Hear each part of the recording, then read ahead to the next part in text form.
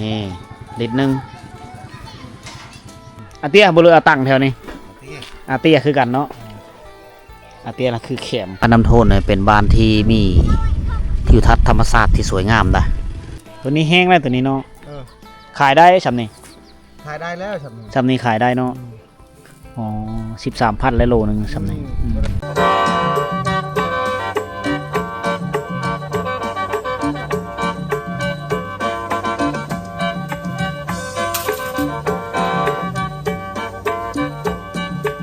สบายดีท่านผู้ชม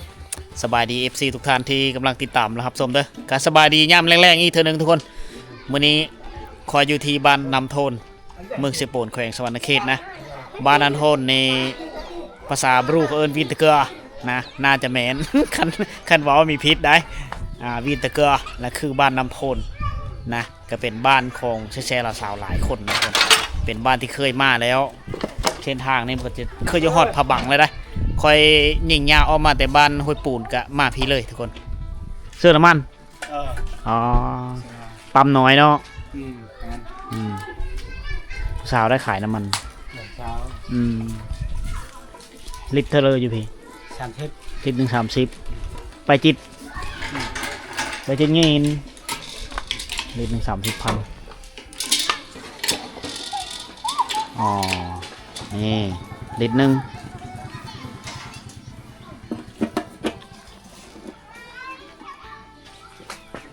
น้ำมันเวทเนาะมันเขียวๆเนี่ยน้ำมันเวทลิตร130,000กับ50 บาทเลยเป็นเงินไทยกับ50 บาททุกคนเอาฤดูกาลคือเก่าเอาแคมแล้วเนาะอิดอาเตี้ยแหละอาเตี้ยบุรุษอาตังแถวนี้อาเตี้ยคือกันเนาะอาเตี้ยนะคือแคมปูนหักมีพอแห้งเพื่อจะได้ขายตะอีกแดดอีกเนาะมื่นเสาผู้ได้ใจตะนี่ผู้อยู่เฮือนตะแล้วไปเอาไม้บ่เดือนหน้าเอาไปอ๋อลูกไปเอาลูกสาวนี่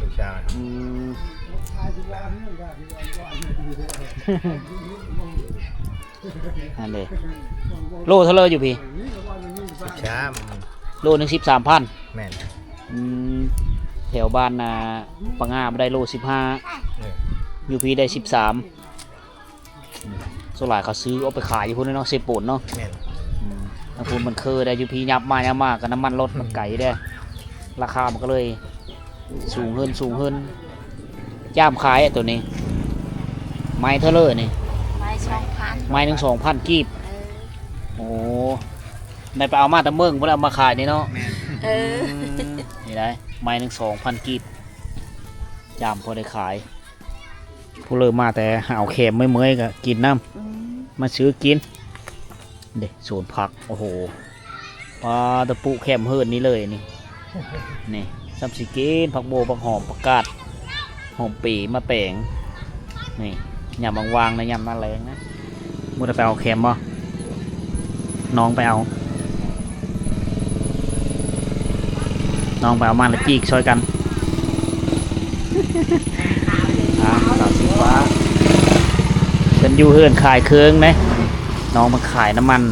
อันนี้คือเฮือนน้องคนนี้เดี๋ยวทุกคนเด้อพูนเฮือนเพิ่นพอแม่เพิ่นกำลัง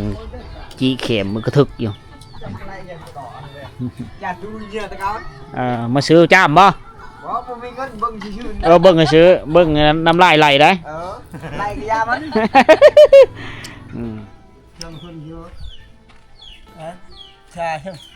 จากผู้เฒ่าจากผู้หนุ่มเอาหมดเนาะเอาหมดฮอดฤดูกาลมันแล้วหมัดอันนี้แห้งแล้วบ่นี่โคเลยยังบ่ทันแห้งเนาะตะไว้จาก2 แดดจะได้ขายคุณมีสิ่งพร้อมคุยด้วยแล้วบ่ยังนางจิแขมเติกอาเตยอาเตี้ยเติกแล้วคือจิ นางฟิงไฟพร้อมคำๆเลยเริ่มหนาวแล้วบรรยากาศยามแรงๆทุกคนสีแล้วในแต่ละมื้อช่วงนี้เฮ็ดตะเบะไหนเอ้ยสงวนเนาะ ตาไหนจวน เนี่ยในชื่อ โยงเจตะกอ อ๋อเปล่าไก่เติบ เออ เอาอยู่ผู้โหโล้นที่5 ลักยางเนาะอ่องมา เออ ก็จะเอาเสื้อกระสอบแล้วก็อ่องมาได้เพื่อสิฮอดบ้านใส่เวลาโดดเติบไปตั้งแต่เช้าตะเวนบ่ายๆเพื่อจะได้กลับมาเฮือนมาแล้วก็ได้เงินจิได้ปลดเห็ดน้อยเห็ดเป็นมัดถ้าว่าเห็ดมัดใหญ่มันก็นานแห้งเห็ดมัดน้อยมันแห้งไวนั่น กินมะพร้าวน้อยโอ้เอาเพื่อนนี้งูถ้าว่างูเห็นนี่งูกินได้นี่เนาะต้องได้เน้นมัดตลอดเสื้อกระสอบเสื้อนั้นไว้มือเสาถึงตะไม่ ตาไม้มือเช้าตาอีตาไม้นี่ระวังช่องมือตา อ๋อ2 มื้อ นี่ได้ช่องมือได้ บาทละไงเนาะ บาทไงช่องมือพี่เลยก็ใช้เป่านี่ใช้ อ๋อโล13อยู่พี่เนาะมีกินละไปเงี้ย13คือมีกินละไปกิโลนึง13,000 กีบเฮาแวะบ้านน้องสักบ้านปะง่าได้โล15ได้อยู่เพราะว่ามันคือเมืองแหละนะเฮายับมาพี่มันไก่ได้ไก่จากเทศบาลเมืองแล้วพอค้าเศร้าขายเขาที่มาซื้อเขาต้องได้เสียน้ำมันลดหลายฉะนั้นราคาอยู่พี่มันก็ลดลงไปอีกนะได้โลนึง13,000แต่ก็ดีกว่าไม่ได้ทุกคนนะหาไปเรื่อยๆเราดูแคมพูนผู้เฒ่าผู้หนุ่มเฮ็ดเบิดเต็มกองตารางเฮิรนมีแต่แคมทั้งหมดเลยมังแต่เตี้ยแงะเลยนี่โหนผู้ได้หลายหน่อยแม่เนาะเบิดอุ้ยเลยอันนี้ผลงานมื้อนี้นี่มุ่งง่ายแน่เนาะตรึบในเตือตำรางเตืองเบิดมาไหนอะไรก็บ้านเร่งจุดบ้านด้วยก่อนผู้ได้แข็งแห้งได้หลายกว่านี้ลายอันนี้แห้งผู้เฒ่ามาเร่งฮะแห้งผู้เฒ่าได้ซ้ำนี้ก็ได้หลายแล้วสะอุ้ยนึมซ้ำไหนซ้ำแห้งซ้ำเฮือแห้งผู้เฒ่าผู้หลายเนาะเอารถไถไปเอาเลยเต็มสีไฟพร้อมลิดแขมพร้อมมันหนาวเนาะลูกหลานเต็มเลยเฮ็ดซอยเดียวเป็นเบิดเลยนี่เป็นงานเมื่อไรเนาะป๊บแลนป๊บกองแล้วนี่เห็นหลานน้อยนี่เห็นเป็นเบิดแล้วซอยนี่เป็นกว่าผู้ชายได้ผู้หญิงนี่เนาะมักแซมเนี่ยตะระซื้อกลุยสมังเนี่ยตะระก็คือเฮ็ดเวทุกคนชูตีบัวซอยพอซอยแม่ได้ดีตักน้ำเกลือหมูเกลือเป็ดเกลือไก่ได้สบายเฮ็ดตำเข้าพร้อมนี่ซ้ำนี่เรียนก็กล้อได้ซ้ำนี่เลยผู้ชายนี่เป็นยิงนกปันเจิมเฮ็ดมากระทุนเป็นยิงนกแล้วผู้ชายนี่จะแตกต่างกันได้ การเห็นหูมีคือเดียวหนาวเนาะกำลังเริ่มแล้วกำลังเริ่มเอาแคมไปทางเลือกกับมีแต่แคมมีแต่ตั้งอาตีเกินตั้งอาตีอะไรเป็นแคมภาษาบรูมือละ4-5 คำทุกคนเลยเห็นหูไปพร้อมเดียวเบิ่งก็ตะอย่างใหญ่กันอยู่สมาคมชนเผ่าบรูแถวนี้เบิ่งก็ตามเดินบานเต้มีแต่แคมทั้งนั้นเลยทุกๆหลังคาเฮิรนสูงนี่ตื่นมาเช้ามากก็กินข้าวกินน้ำเอาข้าวเสื้อไทยเสื้อธงออกไปพุ่นแหละบุกนาก็สู้ผู้บอลที่มีแคมหลายพุ่นแหละอยู่ภูโคโลนบอลคอยไปทางไปบ้านละวิ่งละเวิร์นน่าจะเต็มนะสาบานนี่พุ่นเบิ่งก็ปุ๊กิโลนึง13,000 กีบอยู่พี่ถ้าว่าเขาไปฮอดนะแถวผาบังไม่รู้ว่ากิโลนึงเท่าเลยบ่อยู่พุ่น เขาเจ้าตะตามซ่านตามไปเลยเฮ็ดเบิดแต่ละครอบครัวเขาเจ้ามีห้องน้ำใสเรียบร้อยได้บ้านนี้ได้ทุกหลังคาเฮือนมีแล้วสำเร็จแล้วห้องน้ำนะ จุแลอะไรกี่ลูกน้ำป๊บเด็กผู้น้อยละป๊บผู้เฒ่าละป๊บบ่เป็นผู้เฒ่าละป๊บบ่เป็นแล้วก็ได้หลายเติบมื้อนี้เนาะแต่ละมือได้ชำนี้เนาะแขมตัวเองเอาอยู่ผู้อยู่ป้าแขมส่วนร่วมเนาะของธรรมชาติ ไผหาได้หาเอาอีกตามเพื่อแห้งเพลือขันแห้งก็ได้หลายโอ้ยหนาวเด้มาอาบน้ำเลยนี่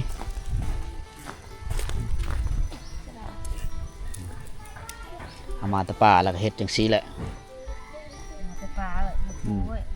มื้อเช้าละตะเบิดมื้ออีกเพื่อจะได้ขายเนาะใช้เวลา2 มื้อ2 มื้อจะได้ขาย2 มื้อได้ขายของแห้งแล้วทางขึ้นพูทางตามันของช้ำด้วย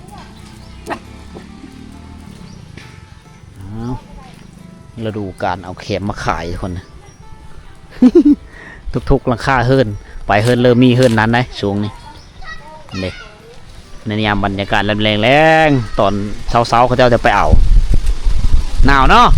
สะแงดอันนี้บิเลยนี่ฉะนั้นก็นอนเลยแล้วนี่ อ๋อเดนำเขาเจ้าในไซน้ำสร้างบาดาลน้ำสร้างที่เขาคุดแล้วเอาไดลงโป่มน้ำขึ้นมาเลยได้เดี๋ยวจะเก้าแล้วเขาไซเสื้ออิวเอาท่านสมัยขึ้นไปน้ำมือ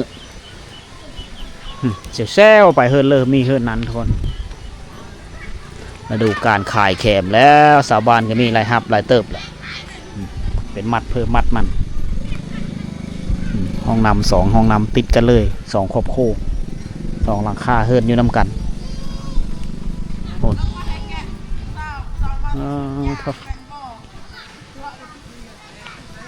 นางอยู่อู่เลยเนาะเฮ้ยเนาะ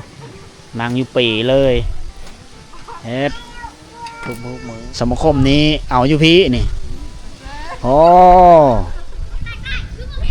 ถ่ายรูปลง TikTok บ่ฮะเอาลง TikTok บ่เอาป้าเถอะเอาสุดเย็กสาวเซลฟี่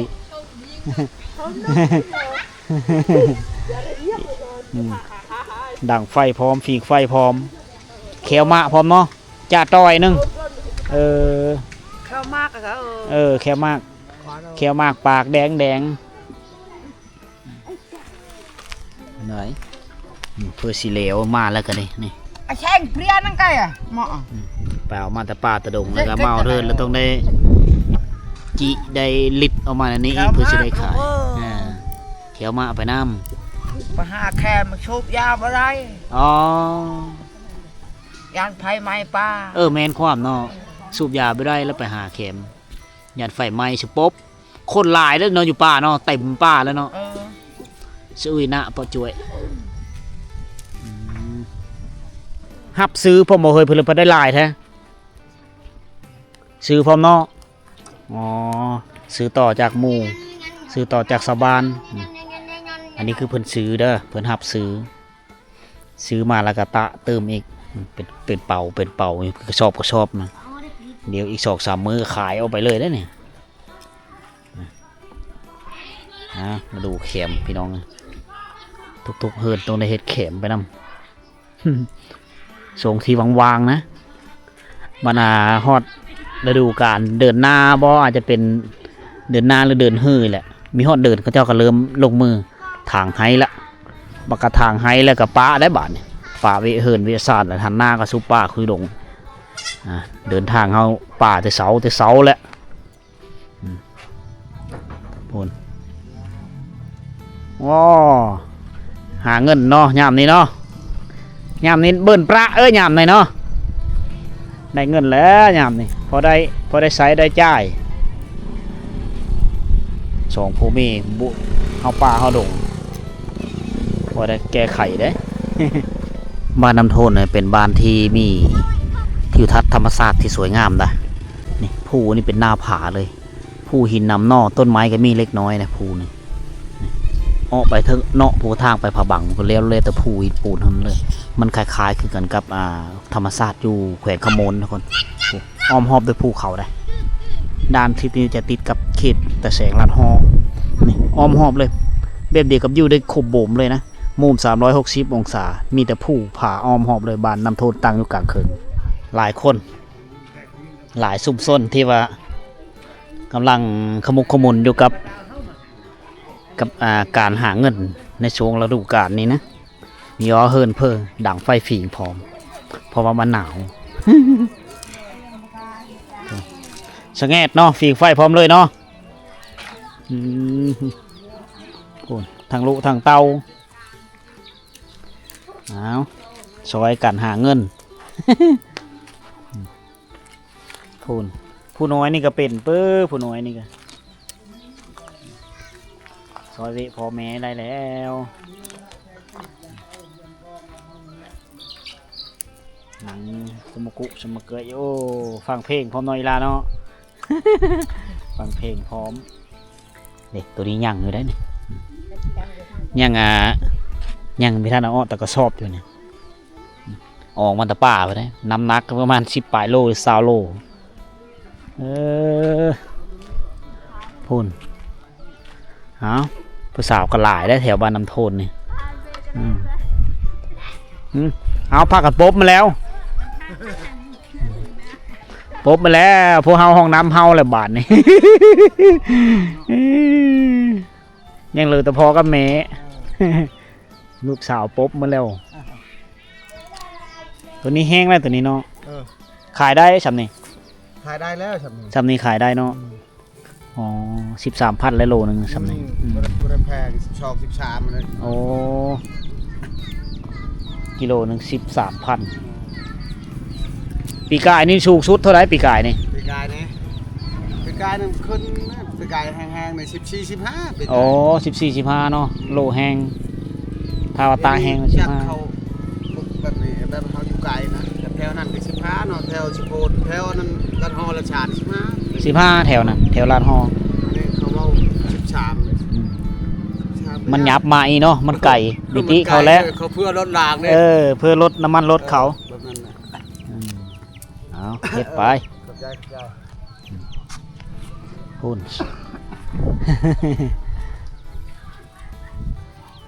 ผู้หลานนี่ก็ซอยไม่เท่าดีขนาดเนาะ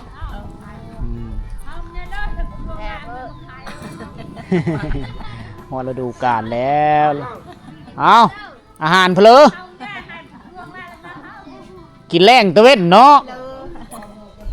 เพิ่นกินข้าวเลยได้ฮะกินข้าวแรงเลยได้ฮะจ้าแต่เปลืองเนาะ2 เท่าตายายพากันซอยเดียวพอตัวเกิดแล้วมีลูกระเบิดเนี่ย มีลูกระเบิดจะยกสงครามตั้งทะเลอยู่บัก200 ปอนด์แล้วนี่เนาะเรามาประดับมันโหคันไดเฮิร์นเราตรงนู้นนี่โบมบีลูกระเบิดโอ้ตัวนี้จะเป็นครอบที่เขาเจ้าตัดได้นี่อันนี้ครบสุดนี่ต่างแต่ว่ามีมือมีแก็บอยู่ในนี่มีผลอันตรายแล้วเพราะว่าเขาออกมาแล้วยังเหลือแต่เล็กได้200 ปอนด์ยังมีตัวนึงอีกตัวหมูต่อได้ใหญ่ตัวนั้นแห้งใหญ่แห้งตุ้ยตัวนั้นซาญาเขาเอิ้นว่าหมูตอน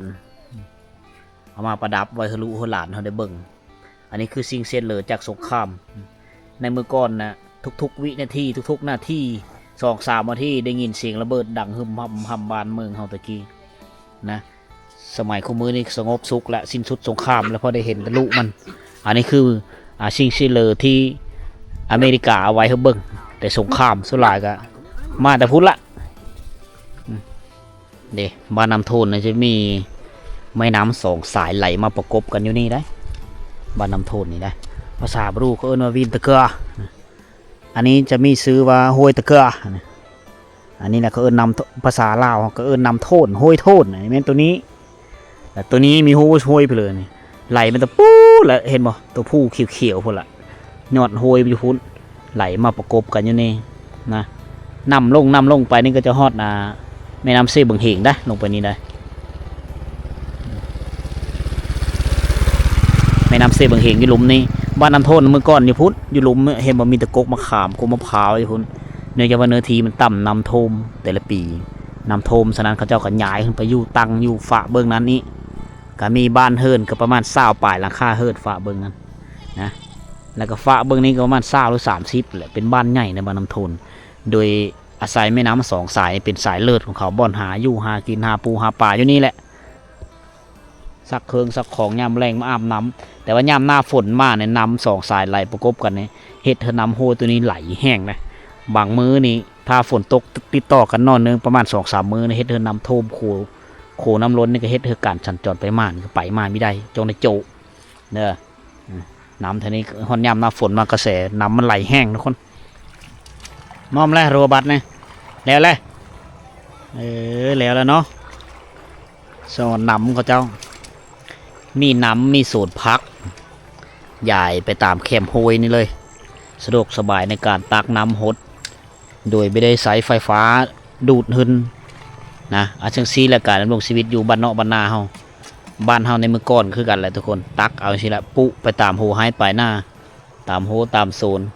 สอนแต่น้ำนี่แหละไหลตลอดแรงตลอดปีเลยมันมีมือแห้งทุกคนเลยด้านนี้กับมีเต็มไปด้วยโซนพักคือกันเบื้องนึงมาโซนพักโซนชลี่ย้ายเลาะไปฮอตเทิงหมดเลยชาวบ้านนี่กะย่างแรงๆมันก็ลงโซนเอาถือโบถือเฟลือมาอดพักอยู่พี่แหละทุกคนพักกับพักปลอดสารพิษเด้อโซลายเขาจะเอาขี้งูขี้แบขี้เป็ดขี้ไก่มาเสื้อเฮ็ดเธอพักนี่ก็งอกงามพักปลอดสารพิษเกินว่าฉะนั้นเวลาเฮากินนี่ก็เฮารับประทานนี่ก็ร่างกายเฮาก็จะแข็งแรงแล้วก็สมบูรณ์ได้ตักมาเสื้อห้องน้ำได้นี่เนาะ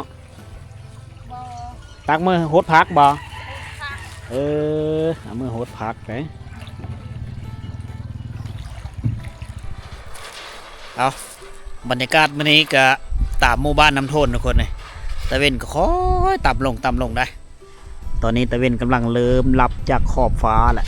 รับลงหัวภูแหละเดี๋ยวบ้านเฮาเขตชนบทแถวนี้ก็เต็มไปด้วยความมืดมัวทุกคนจุดที่ค่อยยืนอยู่นี่ก็คือทงหน้านะบ้านน้ำโทนนี่มีทงหน้าหลายได้หลายขอบโคก็เฮ็ดหน้าทุกคนกุมอยู่กุมกินฮะ หลายขอบโคก็เฮ็ดไห้ทุกคนอีกตามเนื้อที่การแบ่งปันผู้เริ่มมาอยู่ก่อนก็คือได้มีเนื้อที่เฮ็ดหน้าผู้เริ่มมาอยู่ตำหลังก็มีเนื้อที่เฮ็ดไห้เฮ็ดศูนย์ประมาณนี้ทุกคนวิถีชีวิตคนแถวนี้ส่วนหลายก็หาเครื่องป้าคงดงมาขายตามฤดูกาลนะตอนเวลาที่เขาเจ้าว่างๆแหละคือพักผ่อนจากการเฮ็ดไห้แหละอีมีเฮิงเขาเจ้ากระทางไห้ลงมือทางไห้แล้วก็ถือว่าไม่ได้มีเวลาพักผ่อนนะมันจะพอพูดเราจะพูดเข้าเร็วทุกคนแล้วก็ผู้บุคคลเฮ็ดหน้าเนี่ยเฮ็ดหน้าปีเนี่ยเฮ็ดหน้าปีหน้าแช่งได้แห้งยุ่งแห้งยะเอาไปมาไม่มีเวลาพักผ่อนนะอันนี้ธรรมชาติคนได้เห็นนะธรรมชาติงามแถวนี้ค่อยมายามเลยค่อยพูดเจอย้อนธรรมชาติงามคนครับอ่ะผานี่ข้อกับมีหูจักว่าเป็นผาไปเลยเด้อมันจะยาวพอพูดแล้วทุกคนฮอดบ้านใหม่ผาบังหรือไปฮอดบ้านเจิงผู้ใดยาวติดต่อนอนเนืองไปเรื่อยๆฮอดบ้านใหม่ไปแหละแล้วผู้นู้นนั้นก็จะอยู่ฟ้าเสบังเหงเบื้องนั้นได้อยู่ลุมนี่จะมีเสบังเหงผู้ละเสบังเหงนี่จะไหลเกี้ยวไปผู้ละปักผู้นั้นไปลูกเมื่อไปเรื่อยๆนะเองข้ามไปฮอดผู้ก็จะเป็นเขตตะแสงละโก